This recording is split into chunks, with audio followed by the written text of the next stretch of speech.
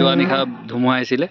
কালি ৰাতি প্ৰায় 2:30 বজাত যি ধুমুহা আহিল, তেতিয়া সদায় উত্তৰ অঞ্চলৰ মোৰ প্ৰায় 10জনী গৰু গোহালিটো সম্পূৰ্ণৰূপে ধ্বংস হৈছে। কিন্তু সৌভাগ্যক্ৰমে মোৰ গৰু এজনীও মৃত্যুমুখত নপৰিল, বাচিল। বাকী এই অঞ্চলৰ প্ৰায় গছ প্ৰায় বাঢ়িছে আৰু টুপীয়া বালিজুৰি যি ৰাস্তা, সেই ৰাস্তাও বৰ্তমান এতিয়া বন্ধ হৈ আছে। গছ পৰি ডাঙৰ প্ৰকাণ্ড গছ পৰি আছে। বিদ্যুৎ সেৱা বিদ্যুৎ সেৱা ব্যাহত হ'ল। কেইদিনলৈ আহে ঠিক নাই আৰু। বৰ ডাঙৰ ধুমুহা আহিছে। ডাঙৰ কম সময়, কিন্তু খুব জোকাৰি গ'ল। মোৰতো চাওক গোটেই ভাঙি দিলে গছ। সিফালে গছ ভাঙিছে। গোহালি কি গছ পৰিলে?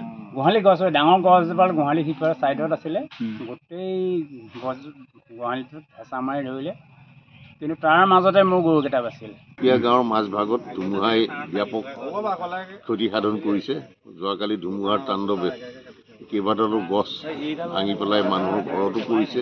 আমাৰ ইলেক্ট্ৰিক লাইনৰ ওপৰতো পৰিছে। খুটা তাঁৰ ইলেক্ট্ৰিক লাইনৰ চব ধ্বংসস্তূপত পৰিণত হৈছে আৰু মানুহৰ ঘৰো ক্ষতি হৈছে। আমাৰ অজিত বৰাৰ ঘৰত আমাৰ প্ৰকাণ্ড গছ এডাল ভাগি পৰিছে।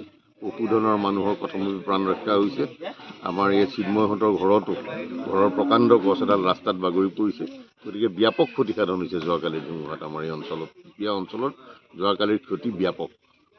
পথো বন্ধ হৈ পৰিছে। যি টুপীয়া বালিজুৰি ৰাস্তা ইতিমধ্যে বন্ধ হৈ পৰিছে আৰু যাতায়াতৰ কাৰণে মুকলি কৰিবৰ কাৰণে সময়ৰ প্ৰয়োজন হ'ব, কাৰণ প্ৰকাণ্ড এডাল গছ ৰাস্তাৰ ঠিক মাজভাগত বাগৰি পৰিছে।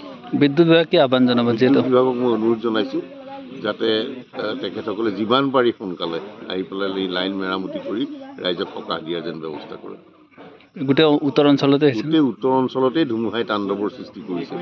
গতিকে স্বাভাৱিকতেই এই অৱস্থাৰ পৰা স্বাভাৱিক অৱস্থালৈ আহিবৰ কাৰণে কিছু সময়ৰ প্ৰয়োজন হ'ব। গতিকে সকলোকে ধৈৰ্য সহকাৰে অপেক্ষা কৰিবৰ কাৰণে মই অনুৰোধ জনাওঁ।